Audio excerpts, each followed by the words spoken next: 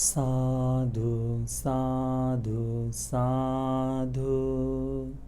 नमो तस् भगवतो अरहतो सम्मा संबुद्धस्स।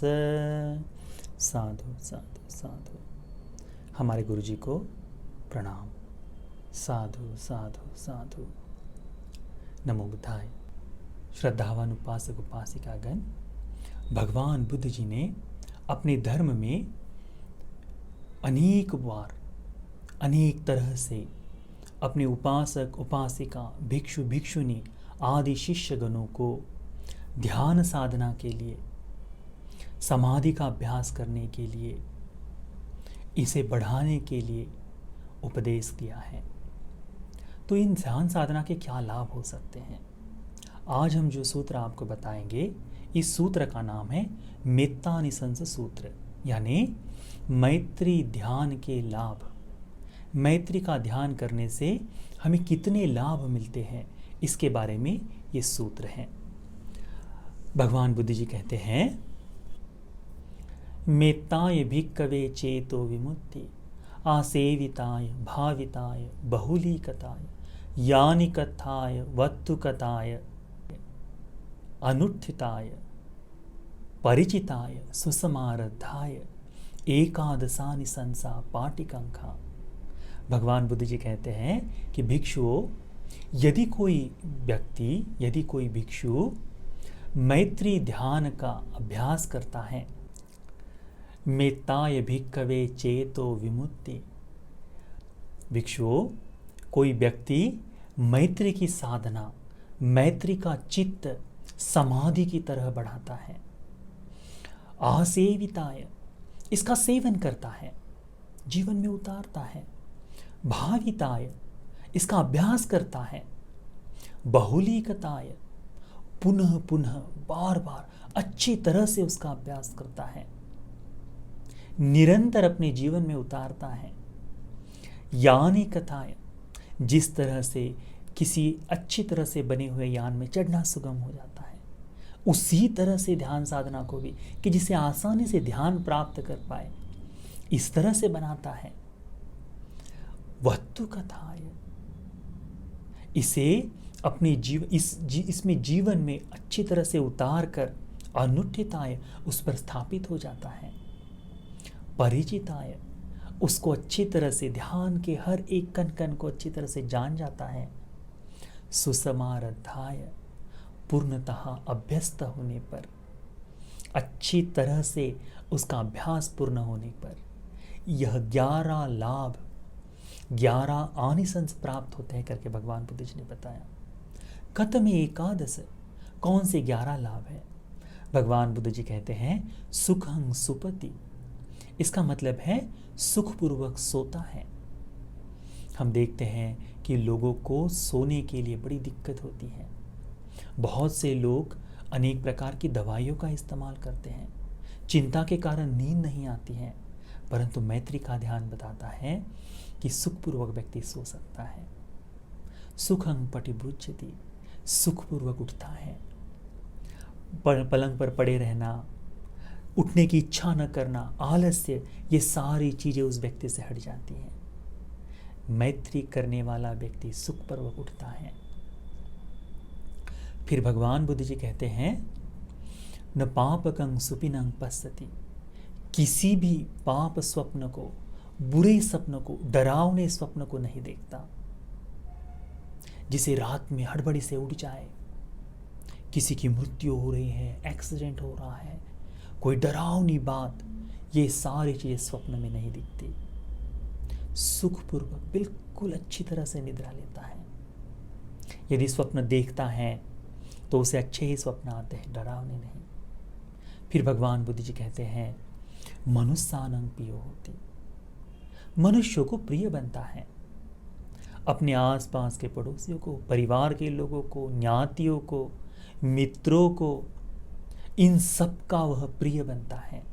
कहीं भी चले जाएं, बहुत ही सुगमता से वह मित्रता कर सकता है।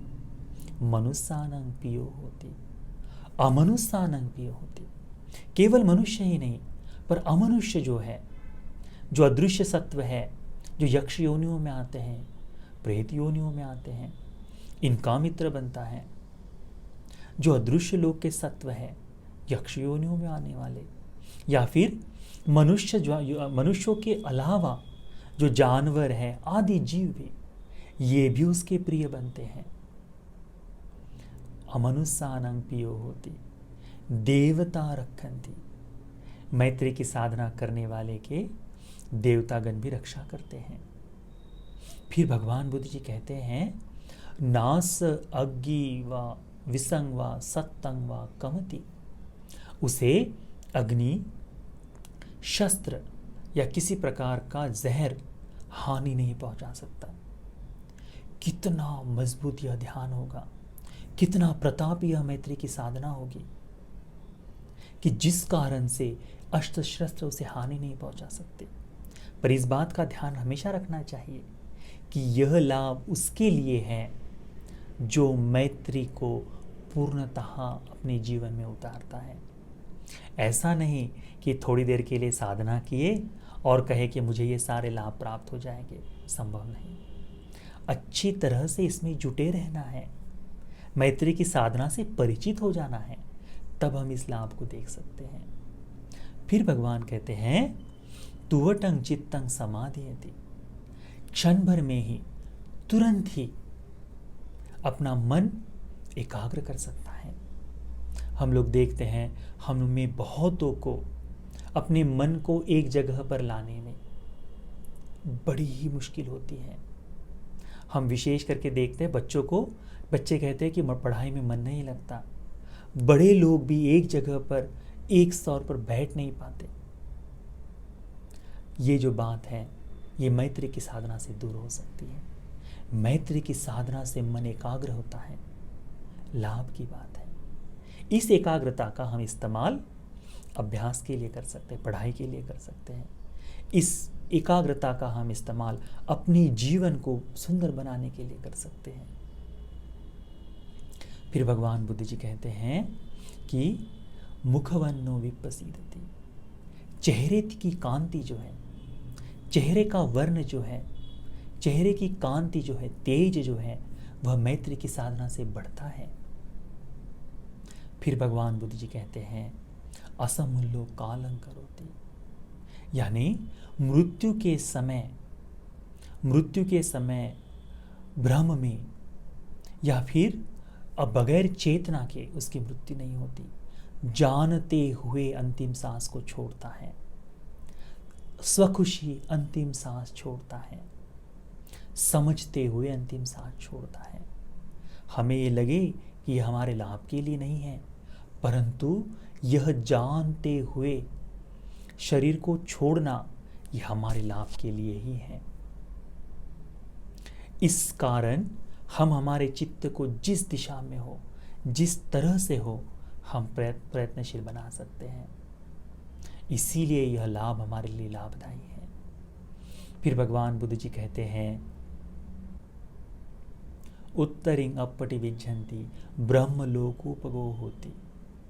भगवान बुद्ध जी कहते हैं, यदि यह श्रावक, यदि यह अभ्यास करने वाला अच्छी तरह से धर्म का अभ्यास करते हुए किसी भी फल को यदि ना पाए, धर्म का अभ्यास कर कर श्रोतापन्न, सकृतागामी, अनागामी आदि विशेष फलों को न भी प्राप्त करे, तब भी मृत्युपरांत ब्रह्मलोक में जाता है।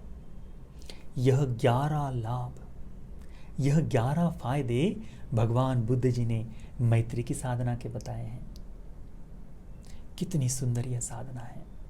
भगवान बुद्ध जी कहते हैं, इसी मैत्री साधना का, इसी मैत्री चित्त का व्यक्ति निरंतर अभ्यास करते हुए, बार बार अपने जीवन में दोहराते हुए, उसे सुंदर प्रकार से अपना जीवन मैत्री के अनुरूप ढालते हुए, यदि कोई मैत्री के चित्त को अच्छी तरह से जान जाता है, अभ्यस्त हो जाता है, पूर्णतः से अपने जीवन में उतार देता है, तो यह 11 लाभ, यह 11 आनिसंस उस व्यक्ति को मिलते हैं।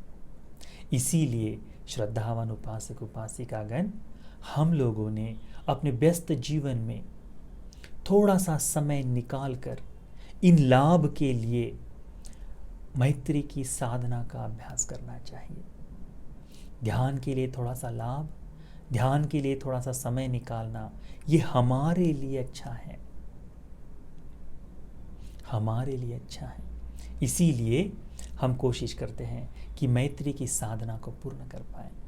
यह मैत्री का सूत्र मेत्तानि संसूत्र आप सभी को इन मैत्री की साधना को पूर्ण करते हुए बताए गए आनिसंस को, लाभ को प्राप्त करने का भाग्य मिल जाए। साधु साधु साधु। नमो बुद्धाय।